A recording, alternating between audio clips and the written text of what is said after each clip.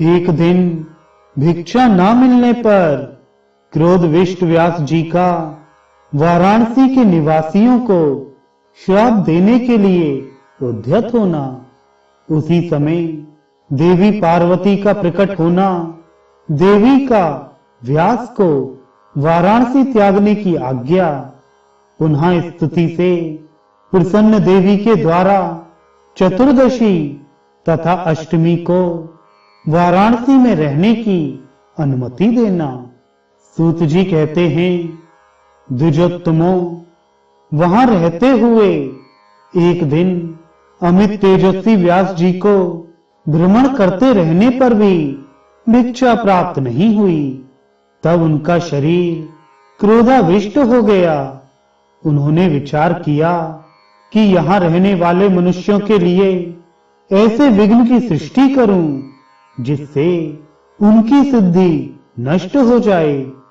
पर तत्क्षण ही शंकर की अर्धांगिनी साक्षात महादेवी पार्वती मानुष वेश धारण कर प्रसन्न मुद्रा में प्रकट हो गईं और बोली, हे महाबुद्धिमान व्यास, आप श्राप ना दें, आप मुझसे भिक्षा ग्रहण करें। ऐसा कहकर पार्वती ने उन्हें भिक्षा दी।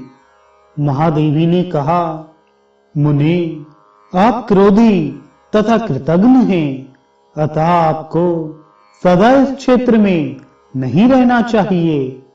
ऐसा कहे जाने पर व्यास जी ने ध्यान द्वारा ये श्रेष्ठ पार्वती हैं ऐसा समझकर प्रणाम किया और श्रेष्ठ स्तुतियों से स्तुति कर उनसे कहा, हे शंकर वल्लभे, चतुर्दशी तथा अष्टमी को वाराणसी में प्रवेश करने दें।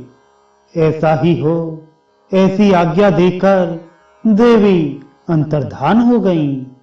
इस प्रकार महायोगी भगवान व्यास जी वाराणसी के सभी गुणों को समझते हुए उस वाराणसी के पार्श्व भाग में रहने लगे। इस प्रकार व्यास जी को स्थित हुआ जानकर विद्वान लोग उस क्षेत्र का सेवन करते हैं।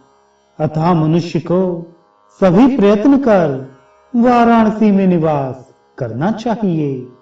सूत जी बोले, जो वाराणसी क्षेत्र का महात्म्य पढ़ता है, सुनता है अथवा शांत द्विजों को सुनाता है, वह भी परम गति को प्राप्त करता है।